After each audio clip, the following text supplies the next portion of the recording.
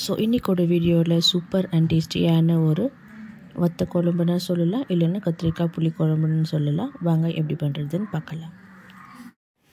வணக்கம், welcome back to Divya Sriram life style. நீங்கள் என் சேனலுக்கு புதுசாக இருந்து சப்ஸ்கிரைப் பண்ணுங்கள், பக்கத்தில் இருக்கிற பெல் கிளிக் பண்ணுங்கள், லைக் பண்ணுங்கள், ஷேர் பண்ணுங்கள், கமெண்ட் பண்ணுங்கள். வாங்க இன்றைக்கி என்ன வீடியோன்னு.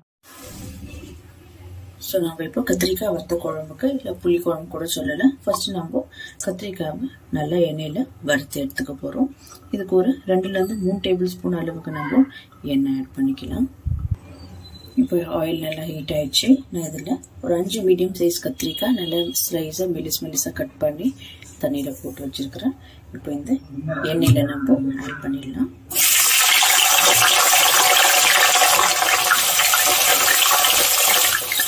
ஸோ இந்த மாதிரி வதக்கி செய்கிறப்போ நம்மளுக்கு புளி குழம்புனா இருக்கட்டும், வத்த குழம்பு நல்லா டேஸ்ட்டாக இருக்கும் நம்மளுக்கு. ஸோ இது ஒரு 5லேருந்து 10 நிமிஷம் இது நல்லாவே கத்திரிக்காய் நல்லா இதெல்லாம் குக்காய் வதங்கணும்.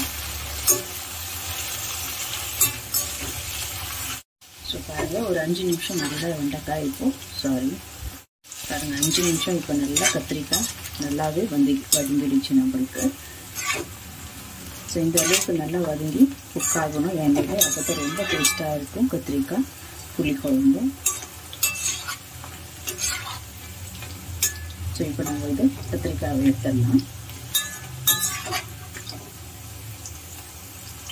ஸோ நம்ம இதே எண்ணெயில் கொஞ்சமாக கடுகு ஆட் பண்ணிக்கலாம்.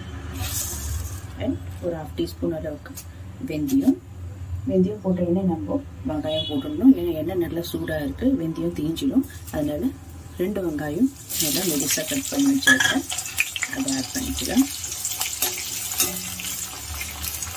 ஸோ ஆனியன் போட்டதுக்கப்புறம் ஒரு 10 பல் அளவுக்கு பூண்டு சின்னதாக சாப் பண்ணி வச்சுருக்கேன், அதை ஆட் பண்ணிக்கலாம். அண்ட் இது கூடவே கொஞ்சமாக ஃப்ரெஷ்ஷான கறிவேப்பிலை ஆட் பண்ணிக்கலாம். நல்லா இது வதங்கிக்கும்.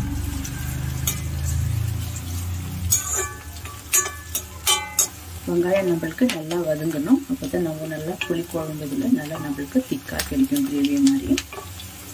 ஒரு 5 மினிட்ஸ் நல்லா வதக்கிக்கலாம். ஸோ வெங்காயம் நல்லா இப்போ வதங்கிடுச்சு.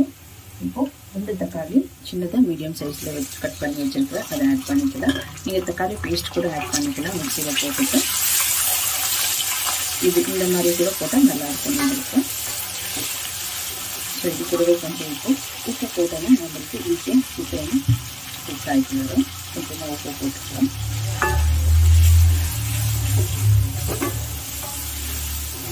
ஸோ இதில் நல்லா குக் ஆகட்டும். ஸோ பாருங்கள், நம்மளுக்கு தக்காளி எல்லாம் நல்லா இப்போ மேஷ் ஆகிடுச்சு.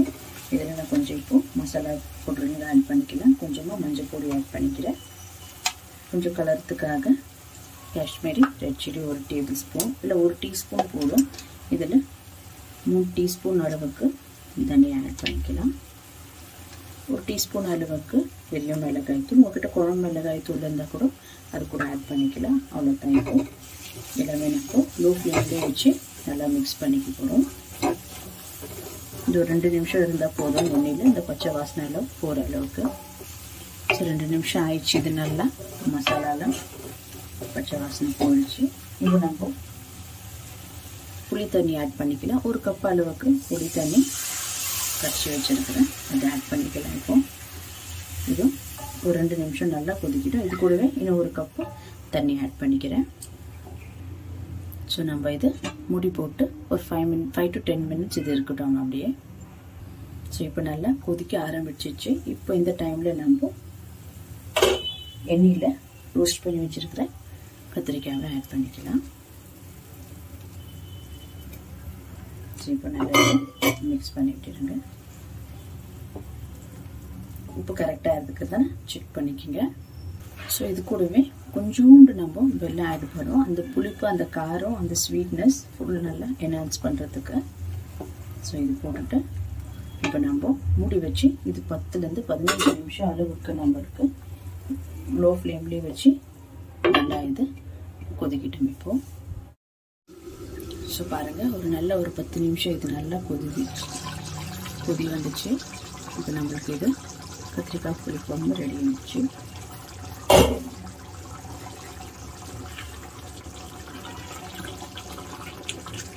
இவ்வளோதான். இந்த திக்னஸ் இருந்தால் நம்மளுக்கு போதும்.